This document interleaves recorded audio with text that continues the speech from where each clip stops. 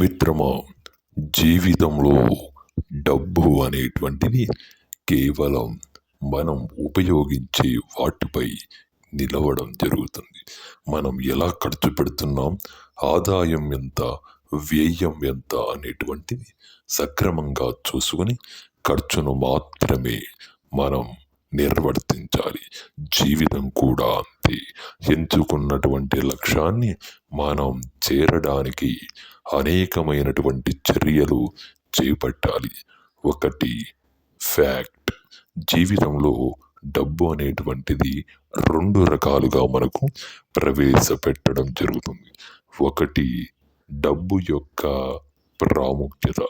డబ్బు అనేటువంటిది ప్రతిసారి ఒకరికి డబ్బు ఇచ్చినప్పుడు వాటిని మనం తిరిగి కూడా ఎలా తీసుకోవాలి అన్నది ముఖ్య గమనిక.